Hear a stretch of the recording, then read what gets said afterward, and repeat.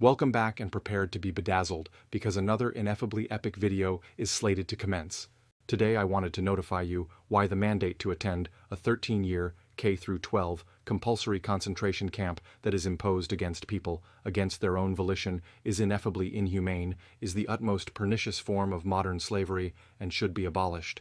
Some people would make the contention that the mandate to be sentenced to a 13-year K-12 compulsory concentration camp is worse than traditional slavery, since even traditional slaves were provided with food and access to housing for their labor.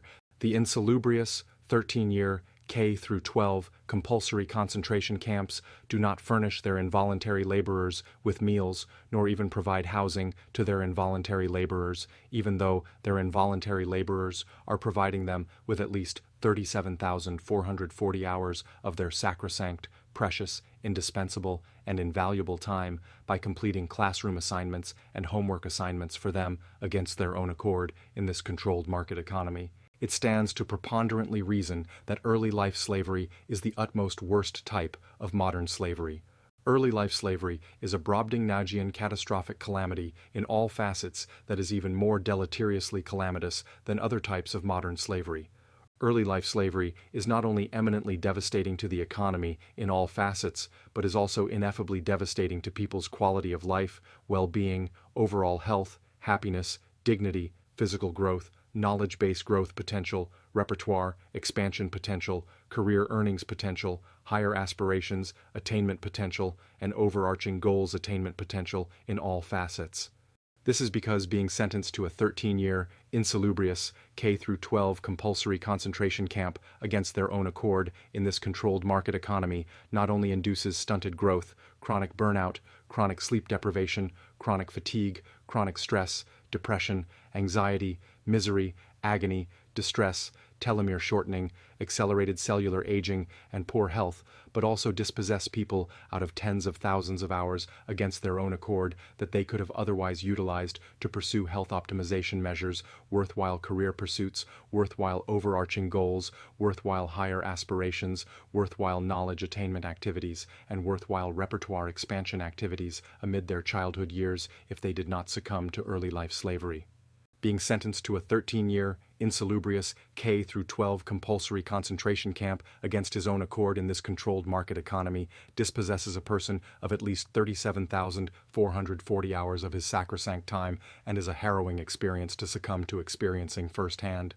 Being sentenced to a 13-year, insalubrious K-12 compulsory concentration camp against his own accord in this controlled market has absolutely no bearing on ameliorating a person's financial health.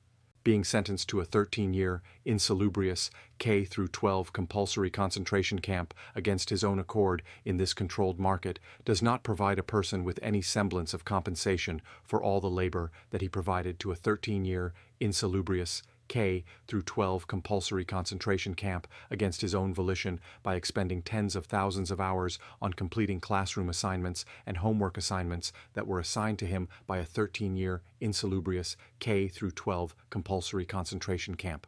Early life slavery is also a form of draconian oppression that people have succumbed to, experiencing the brunt of firsthand against their own accord. Similarly to traditional slavery, early life slavery is also an immoral, reprehensible, iniquitous, and inhumane practice that should never be perniciously perpetrated against people.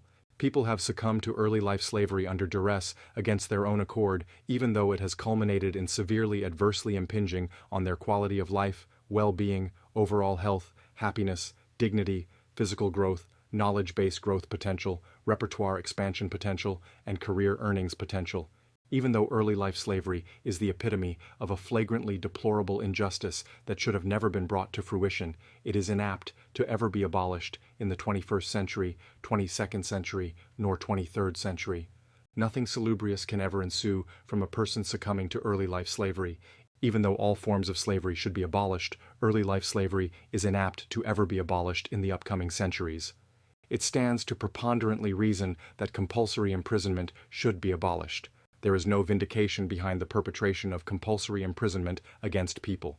Compulsory imprisonment is the epitome of a flagrantly execrable, calamitous injustice in all facets that can be eminently devastating for people to succumb to experiencing the brunt of firsthand.